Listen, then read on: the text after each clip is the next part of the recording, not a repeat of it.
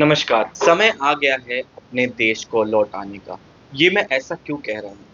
क्योंकि अब जो ये समय आया है, इसके अंदर आप लोगों को बहुत सारे जगहों पे युद्ध की ऐसी स्थिति दिखेगी जो महाविनाश, महातबाही मचाएगी, जिसका कोई रोक नहीं होगा क्योंकि अब जो दुनिया है, वो आप लोगों को जलने वाली है क्योंकि इसके अंदर बहुत ज़्यादा विनाशकारी स्थिति बन रही है। जिसके कारण आप लोग भी अब इस चीज़ से दूर नहीं रह पाओगे और इसकी वजह से आप लोगों को भी कष्टों का सामना करना पड़ेगा। और अगर भारतवासी हो तो भारत के अंदर वापस आ जाओ क्योंकि ये ऐसा समय आने वाला है कि अब जो घटनाएँ होंगी वो घटना नहीं, वो दुर्घटना के उसमें रूप में परिवर्तित हो जाएगी और उसी के साथ-साथ लोगों को बहुत बड़ी कठिनाइयों का सामना करना पड़ेगा। जो लोग बाहर रह रहे हैं वो तो बिल्कुल सतर्क हो जाएँ क्योंकि विदेशों के ऊपर सबसे पहले इसका असर पड़ने वाला है। वहीं अगर भारत का देखा जाए तो भारत के ऊपर आप ये समझ लीजिए कि थोड़ा-सा कम असर पड़ेगा क्योंकि भारत का जो समय है वो अभी भी इतना खराब नहीं हुआ है। मगर एक चीज़ है कि भारत के अंदर होने वाले धर्म युद्ध और आंतरिक विवाद, ये आप लोगों को बिल्कुल भी थमते हुए नज़र नहीं आएँगे, ये और बढ़ते हुए नज़र आएँगे क्योंकि भारत के अंदर सिर्फ़ और सिर्फ़ भारत की स्थिति को अगर कुछ खराब कर सकता है, तो वो होगा धर्म युद्ध या फिर उसके अंदर धर्म युद्ध से छिड़े हुए विवाद और या फिर ऐसी कोई स्थिति जो बाहरी तरीके से हमारे देश के अंदर आई हो और उसी की वजह से हमारे को कुछ कष्टों का सामना करना पड़ जाए। हेलो दोस्तों, मैं भरत शर्मा स्वागत करता हूँ आप लोगों का आपके अपने चैनल इन्फोबस क्रिएशंस पे। चैनल को आपने अभी तक सब्सक्राइब नहीं किया है तो जल्दी से सब्सक्राइब का बटन दबा दें और बेल आइकन कॉल पे कर लें ताकि जब भी कोई न्यू वीडियो आए तो उसकी नोटिफिकेशन आप लोगों को मिल जाए। तो दोस्तों आप लोगों को ये चीज़ मैंने पहले ही बता दी थी कि 1 से 7 नवंबर का समय ऐसा समय है कि इस टाइम के ऊपर कोई थर्ड एलिमेंट आप लोगों को घुसता हुआ नज़र आएगा। अभी अगर आप देखोगे तो मिडल ईस्ट का जो ये थर्ड एलिमेंट है वो इराक है। इराक ने एकदम से इज़राइल के ऊपर अटैक कर दिया है, जिस इराक का कोई नाम नहीं था, जो बिल्कुल भी अभी तक भी युद्ध के अंदर नहीं कूदा था। और उसी के साथ-साथ सिर्फ़ और सिर्फ़ धमकियाँ दे रहा था, उसके अलावा इज़राइल के किसी भी क्षेत्र के अंदर उसने कोई हमला नहीं किया था अभी तक, ना ही इज़राइल का कोई अटैक हुआ था इराक के ऊपर। अब इसकी वजह से एकदम से जो ये इराक का रातों-रात हमला हुआ है इज़राइल के ऊपर, अब आप ये देखिए इज़राइल जो ऐसा देश जो कभी भी अपने ऊपर हमला अगर हो जाए उसके ऊपर तो किसी भी दुश्मन को नहीं छोड़ता है। वहीं अब इराक ने सीधा-सीधा डायरेक्ट हमला इज़राइल के ऊपर कर दिया है और इज़राइल ने भी उसका जवाबी कार्रवाई देने के लिए पूरा-पूरा प्लान क्रिएट कर लिया है। एक तरफ इज़राइल का ईरान के ऊपर अटैक करना और ईरान का कोई भी रिटेलिएटेड अटैक ना करना। तो आप ये देख लीजिए अब एकदम से इराक का अटैक हुआ है। अगर आप देखो इज़राइल इस टाइम पे घिरता जा रहा है, जितने भी आस-पास की कंट्रीज़ हैं वो उसके ऊपर सीधा अटैक कर रही हैं। वहीं एक और चीज़ आप देखिए कि सीरिया के ऊपर भी इज़राइल ने अटैक किया था। कई सारी जगहों पे इज़राइल की एयर फ़ोर्स ने आतंक मचाया वहाँ पर और इस वजह से जैसे ही अटैक हुआ है उसके जस्ट बाद से अभी सीरिया भी अटैक करने के लिए सोच रहा है। इज़राइल एक तरह से चारों तरफ से घिर चुका है, वहीं जो देश हैं वो एक बहुत बड़े अटैक की प्लानिंग में है। ईरान ने भी अभी जो उसके ऊपर अटैक हुआ था, उसके बाद में कोई अटैक नहीं किया है। तो उसके बाद से अगर आप देखोगे तो इराक का अटैक हुआ, वहीं ईरान भी अब जवाबी कार्रवाई करने के लिए पूरा-पूरा सक्षम है। अगर आप ये देखो तो 1 से 7 नवंबर का जो समय था, जो मृत्यु काल का ये समय बना था, ये अब अपना खेल रचता हुआ दिखाई दे रहा है।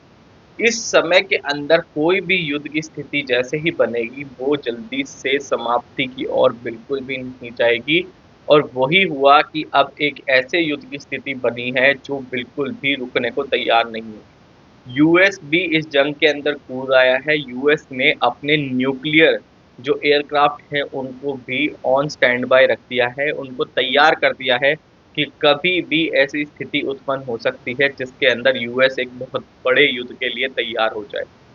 अब आप एक चीज़ देख रहे हैं कि अगर एक सुपर पावर एक देश के साथ में खड़ा है और वहीं उसके अलग में 5-6 देश अलग खड़े हैं, तो आप उसको सोच सकते हैं कि जंग के लिए वो कितनी बड़ी तैयारी हो सकती है।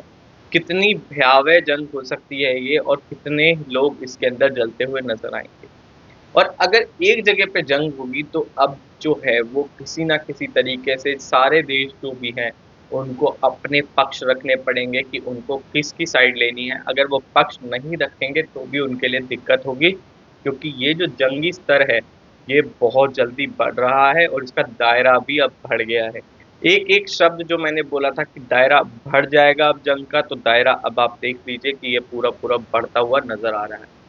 वहीं अगर आप एक चीज देखो, तो जो प्रकृति के साथ खिलवाड़ है वो अभी भी बंद नहीं हुआ। अगर आप उदाहरण के तौर पे ही देख लो, स्पेन के अंदर आया हुआ तूफान, बाढ़ तो चली रही थी, तूफान और आया, फ्लड से इतनी ज्यादा तबाही हो चुकी है कि अब बहुत ही बुरी हालत हो चुकी है। और ये सिर्फ एक जगह नहीं, कई जगहों पे ऐसी स्थिति हो रही है। जल प्रलय ने हाहाकार मचा रखी है। और प्रकृति का ये जो आए दिन का ये जो आप लोगों को देखने को मिल रहा है, कोई ना कोई डिजास्टर, कोई ना कोई तबाही आप लोगों के सामने आ रही है।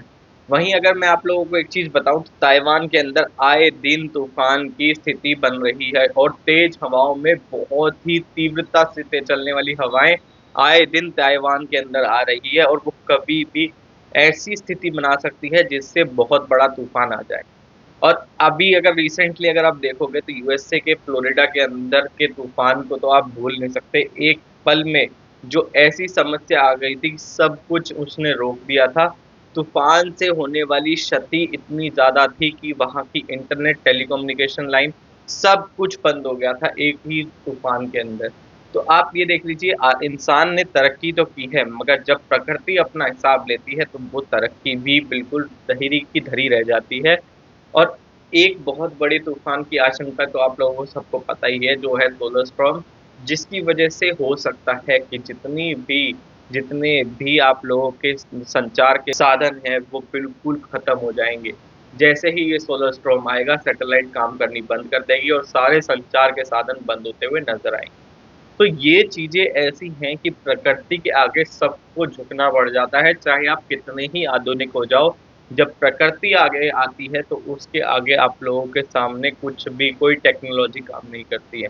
तो ये कई सारी ऐसी चीजें हैं। और वहीं एक तरफ युद्ध की स्थिति बन रही है, दूसरी तरफ यूएस के इलेक्शन आ रहे हैं। और इसकी वजह से आप लोगों को पता है कि इसराइल ने पहले से ही ऐसा नरसंहार किया है जो आप लोगों ने देखा गाजा के अंदर, और आज भी वो करता जा रहा है।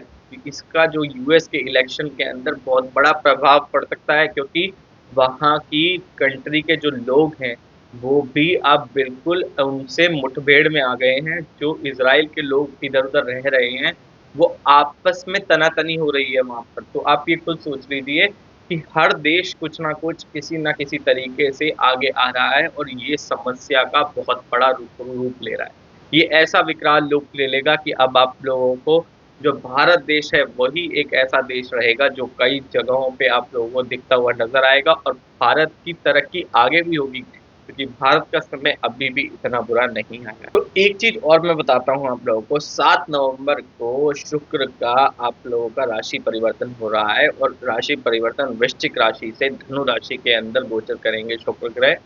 मगर एक उस चीज के अंदर दिक्कत है, क्योंकि जो धनु राशि के अंदर जो स्वामी उसके बैठे हैं गुरु बृहस्पति।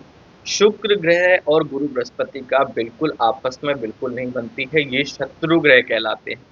ये दोनों आपस में ऐसे शत्रु ग्रह हैं कि एक साथ में कभी भी कोई कार्य नहीं करते हैं। क्योंकि जो शुक्र ग्रह थे वो देवताओं के गुरु बनना चाहते थे, मगर किसी कारणवश वो देवताओं के गुरु नहीं बन पाए, और उसके बाद में जो गुरु बृहस्पति हैं वो देवताओं के गुरु बने, और शुक्र जो हैं वो राक्षसों के गुरु बने। इस वजह से इनकी जो मतलब आप लोगों को शत्रुता है वो बचपन से लेके और बिल्कुल बड़े होने तक रही है। तो ये चीज़ें कभी भी खत्म नहीं होंगी, और इनका जो फल स्वरूप जो रहता है वो बिल्कुल भी अच्छा नहीं रहता है। हालांकि सिर्फ 3 राशियों के लिए ये थोड़ा सा अच्छा व्यवहार देंगे, जिसमें एक होगी वृषभ राशि, दूसरी होगी सिंह राशि, तीसरी होगी धनु राशि। तो ये चीजें आप लोगों के लिए तीन तीन सिर्फ 3 राशियों के ऊपर अच्छा व्यवहार रहेगा इनका, जिसके अंदर उनको धन धान्य में, संपदा में उनको वृद्धि मिलेगी। क्योंकि शुक्र ग्रह जो है उनसे आप लोगों को लग्जरी के अंदर बहुत सारी चीजें आप लोगों को बढ़ोतरी के अंदर मिलती है। चाहे वो धन हो, चाहे वो शौर्य हो, चाहे वो उसके अंदर अच्छी से अच्छी चीज हो। आपको ऐसा मन करेगा कि इस समय के अंदर आप जाके कोई नई प्रॉपर्टी ले लें, या फिर कोई नए इन्वेस्टमेंट के तरीके ढूंढ लें। तो इस जगह पे शुक्र ग्रह जो है वो बहुत अच्छा काम करते हैं। वहीं जो स्पेशल मतलब अगर आप देखोगे तो सबसे ज़्यादा जो प्रभाव पड़ेगा वो धनु राशि के ऊपर पड़ेगा। धनु राशि वालों के लिए शुक्र ग्रह एक तरह से आप ये समझ लीजिए कि छप्पर फाड़ के देने वाले हैं और 7 नवंबर के बाद में उन लोगों को अपने समय के अंदर बहुत अच्छा बदलाव देखने को मिलेगा। ध्यान रखिएगा कि ये चीज़ बहुत ही लाभकारी रहेगी धनु राशि वालों के लिए। वहीं वृश्चिक और सिंह राशि वालों के लिए भी ये अच्छी रहेगी, बहुत अच्छी इनको ऊपर पूरी-पूरी कृपा बनेगी। तो दोस्तों आशा करता हूँ वीडियो आप लोगों को पसंद आएगा। वीडियो पसंद आया हो तो लाइक करें, शेयर करें अपने दोस्तों के साथ में। आज की वीडियो में इतना ही। धन्यवाद।